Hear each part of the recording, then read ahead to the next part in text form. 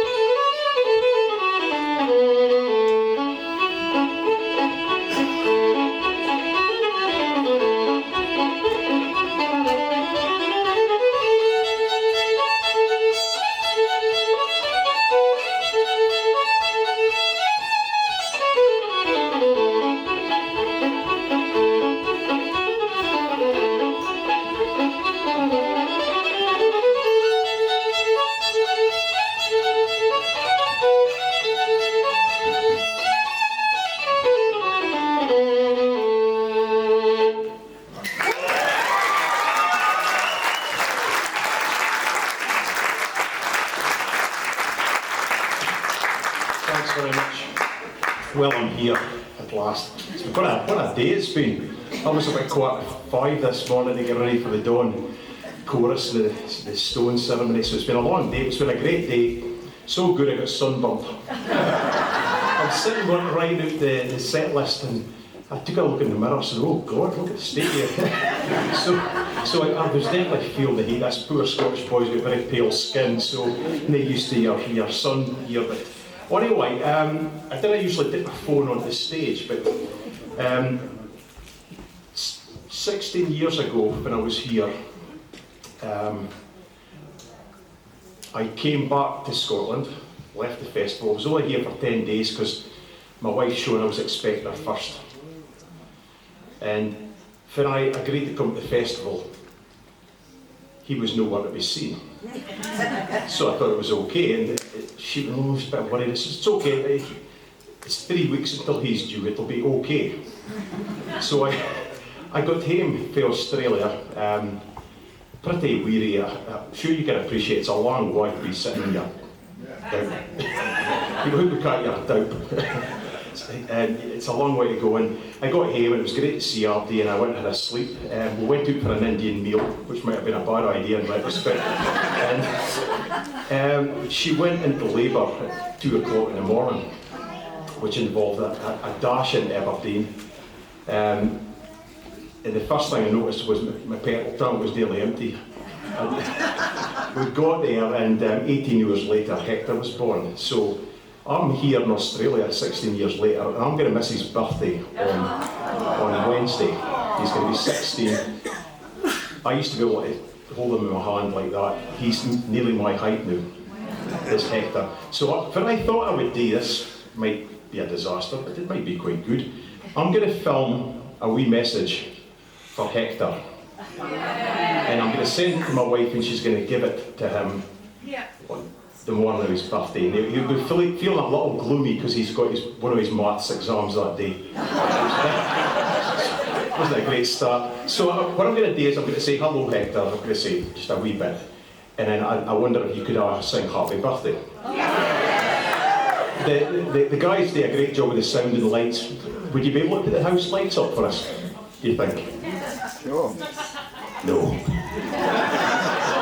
I might take a look at you and decide it was better in the dark, would you? Would you be able to put the house lights up so we can see Ardy saying happy birthday? Okay. Give us a kind of singing. I'll have to use your ear. Right, I'm going to turn this in here, ready? Hello Hector, sorry I can't be with you on your birthday, but I'll certainly be thinking about you, but what I under about 16, big birthday, I hope you have a great day. But since I can't be here, what I'm going to do is I'm going to turn round and we're going to go.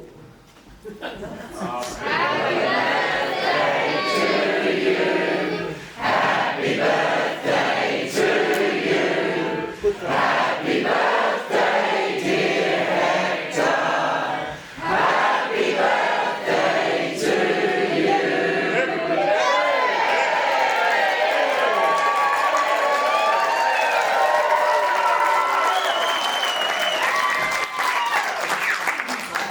Thank you very much. And I feel quite so guilty now. Right, I'm going to play a couple of jigs in a reel. The first one, we live in a farm called the Mains of Craigie, which is just outside Tarland, in the Howe Cramar, so it's kind of D-side. We're only, a lot of folk are probably aware there's been a bit of a big do on in London today. Well, Balmoral for the royal family traditionally come up for their summer holidays is just kind of 20 minutes away or so, doing the River Dee. So it's that, if you can imagine what it's like, that's pretty much the sort of countryside we've got. So that's the farmhouse that my grandparents used to live in, and that's where I found this when I was 5. So it's the same fiddle I play now.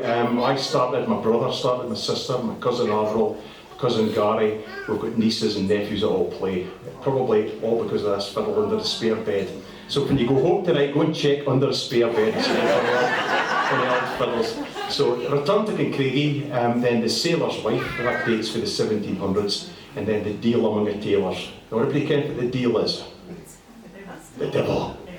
Scots word for the devil. Like Old Horny was another one. This is something very sinister actually. It's kind of not too bad, a lad, Old Horny. So, but the Deal Among the Tailors, the finisher.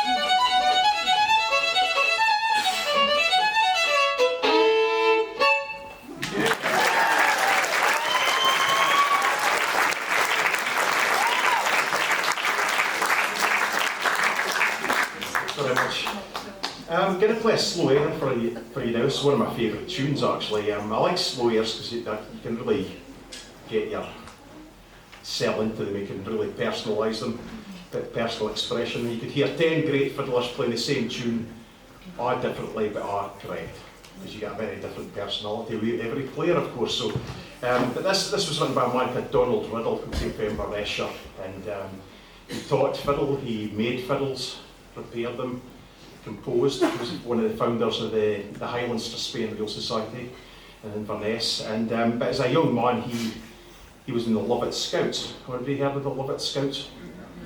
They were actually raised during the Boer War, because the Boers in South Africa were pretty handy at the guerrilla warfare, and the regular British Army really kind of struggled with them. So the Lovett Scouts were raised by gamekeepers, deer stalkers, gillies, shepherds, lads that were used to being on the hill, and they could shoot and they could hide. And there was a cavalry regiment, so they were quick as well. So, and they were like the first British special services, really, kind of precursor to the commandos. So, like every Highland regiment, they had their pipe band. And Donald was a piper in the pipe band, and he played at the funeral of King George V, which I think was 1936. I wasn't there, of course. I think I'm getting on, but I wasn't there. But I think it was 1936, and King George would have been grandfather of the late Queen. So Charles's great grandfather, and he was the commander-in-chief of the British forces during the First World War. So he was quite a significant figure in his day, and was well thought of. Despite the horrors of the First World War, I think Andy Serres had a respect for him. So this was a tune that Donald wrote. He was out one day, and it was a flash of inspiration, really. He was walking his dog, and this tune came to him. He was an admirer of James Scott Skinner, a great fiddle composer, but he managed to get a bit of the pibroch, the great music of the Highland bagpipe, coming through it as well. So it's got a bit of both, and it's just I think it's a powerful bit of music. The Lament for King George V.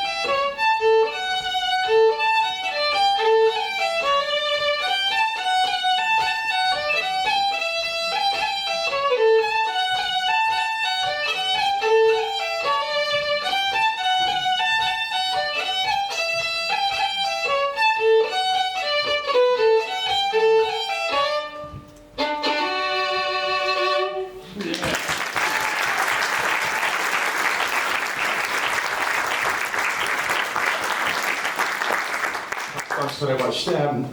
Played a tune in reference to Peabrook. You could probably just hear it with the drones coming through. Quite effective bit of music. I thought I'd play a couple of proper pipe tunes. So that was the Braemar Gathering. Have you heard of Braemar Gathering? Most famous Highland Games in the world. I think Braemar maybe has a population somewhere around 5,000 or 6,000 just now. It's a bit better than it was a few years ago, but on Games Day it can be about just 20,000 folk in Braemar for the games, which is a lot. For a place the size of Braemar, it's a lot. So anyway, it's, that's really like the theme tune to the games, I suppose. The Braemar Gathering, it's played every Games Day, written by George S. MacLennan, one of the greatest composers of pipe music that ever lived. And that was followed by the Tug-Argan Gap. And I discovered, after playing it for years, the title didn't really make a lot of sense. The Tug-Argan Gap, I'd never heard of that anymore, but it turns out a tug is a Somalian dry riverbed. And it dates for the time of when the British Army were fighting the Italians in North Africa during the Second World War. So the Tug-Argan Gap now makes a bit more sense to me. So anyway, two lovely pipe marches. What are we going to play now? We're going to play a couple of hornpipes, both by James Hill, who is considered a Northumbrian composer. Spent most of his life at Gateshead near Newcastle, but he was actually born in Dundee, so he's Scottish. No, that's fair. Well, he kind of was actually, but certainly he was very much a Northumbrian and spent his whole life there. But not another person ever has produced more of the best hornpipes ever composed. I reckon it was in the water down there, or in the beer, but it seemed to rub off something special in him. So we're going to start with Beeswing, and actually that's about a racehorse. I also heard there was a pub called Beeswing, so it could be the pub, but who knows. So Beeswing followed by the Hawk.